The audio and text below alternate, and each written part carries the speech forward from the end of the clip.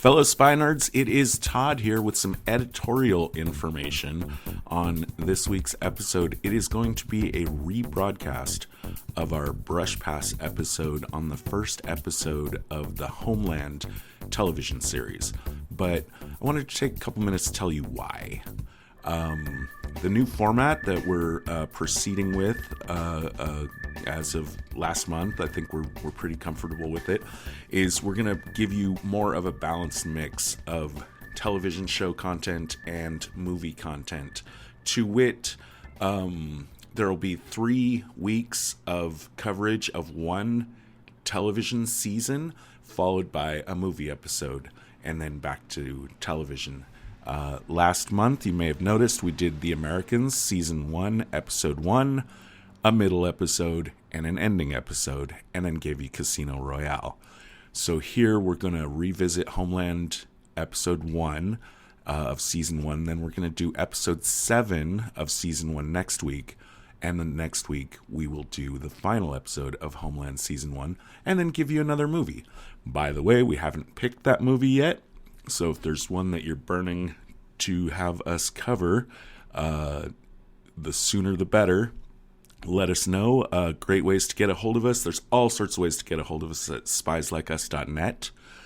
Over on Facebook, we have the Facebook page Spies Like Us Podcast. And on Twitter, we are at spies_like us. So in just a few seconds, I'm just going to run that April audio for you again so that we can all get on the same page, especially if there's any new listeners. But regardless of whether you give a shit or not about Homeland, stay tuned. Just a few days, we'll get you that Brush Pass on No Time to Die, which Dave and I saw last night and are pretty excited to talk about. So that's it from me.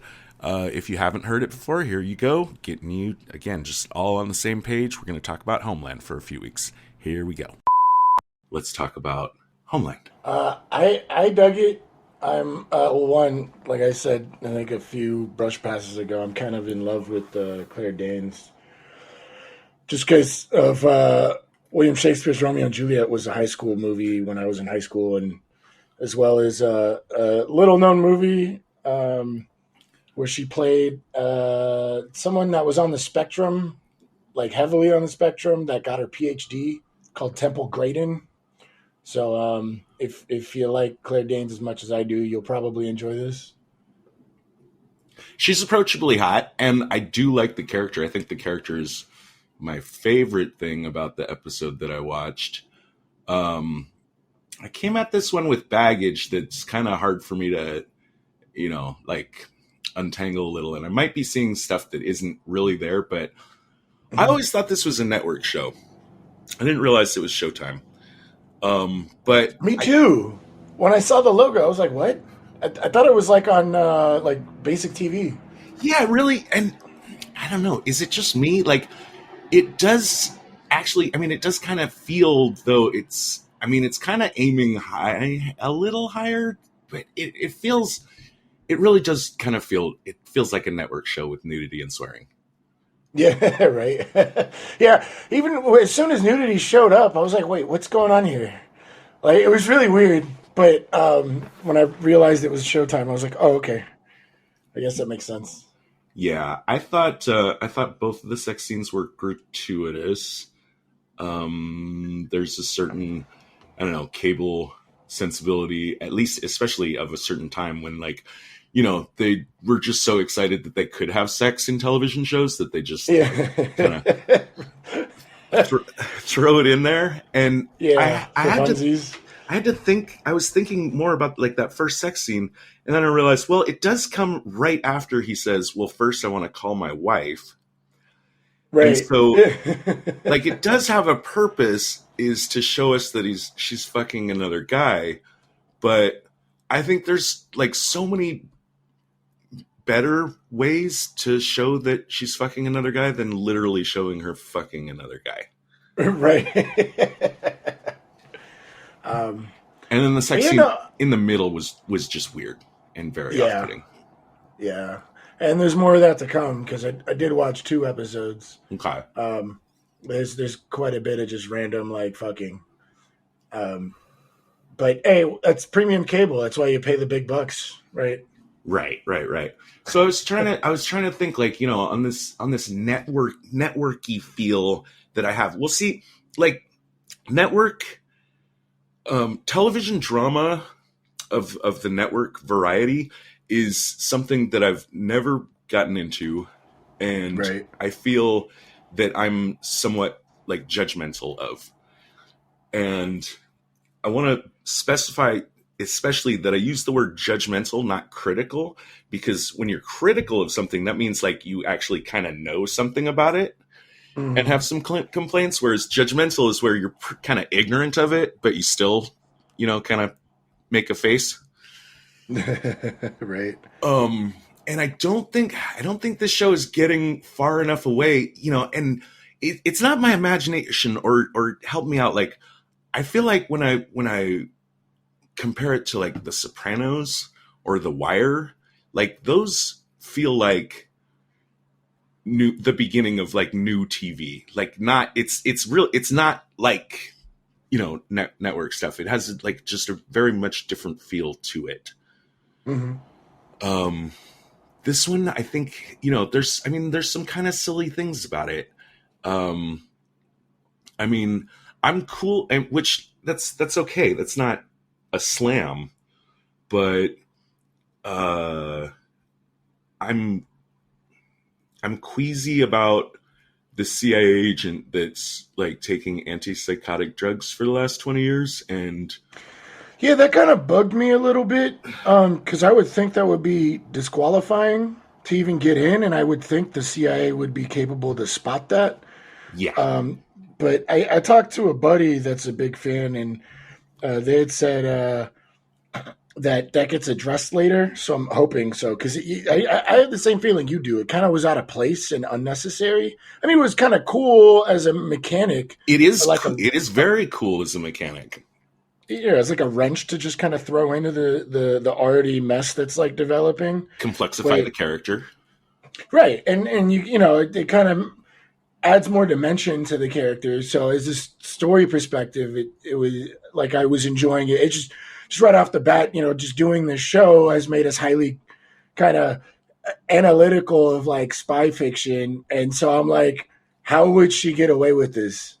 And even if she got away with it early on, you would think somebody would have picked up on it, like that she's schizophrenic at some point. 'Cause I looked up the drug, and it's generally used for Okay. schizophrenia. Like I think in the text that I've read, it's bipolar disorder. that would make sense more from her acting. Right. Yeah. Yeah. I definitely hope, like, because but he described the pill in the show as an antipsychotic, and like I can't think of a worse condition for a spy to have than being psychotic. Like, because that's literally the inability to distinguish fantasy from reality. Right. Which seems like is almost like the number one job of a spy. like, I don't care if you're like, you could be depressed, you could be alcoholic, you could be paranoid, you could be a kleptomaniac, just anything except, not able to tell what's real and what's not. And even she should know that would like really compromise her judgment. But right. I'm glad, but if the show's going to do that, and, it's just like, okay, that's the style of the show. That's cool. Go for it. I think they're going more for, much more for the heart than the head in this show. Like, I feel like the rampant, let's compare it for a moment to Libero, right? Uh-huh. Like, Libero doesn't seem to be like trying to go out of its way to like put you on the edge of your seat, right? On a they're visceral kind of marinating, level. Right? Yeah, I think Libero is existing much more in the head space, and this show is more emotionally driven. Right. Well, it seems to me that they're trying to make a story for a broader audience, as well as introducing the concept of like the intelligence world. Even though a lot of the tradecraft already seems pretty sophisticated, just watching 2 episodes, it definitely doesn't shy away from the tradecraft. But I mean, I wouldn't really compare it to like Bureau or the Americans where they're trying to marinate like this big crazy thing versus like they're in Homeland. It's like, here, we're going to tell a really good story that has a lot of really good tradecraft in it, but we're mainly going to focus on the story to build up to this really big climax. Versus like, I think the Americans has been described as a glacier, and I feel somewhat like that with Le Bureau, where it's like, no, we're kind of really sitting through the whole process here, guys. Like, we're not trying to like hook you right away. I think it's an interesting decision that they made to tell us, the audience, directly that he's lying, and show some of his... the soldier, Brody? The soldier that comes home. Yeah, like, they kind of... like, there's so much there that it's like, if it turns out like he's not been flipped, I'm going to be really annoyed. Because they're kind of having all the other characters...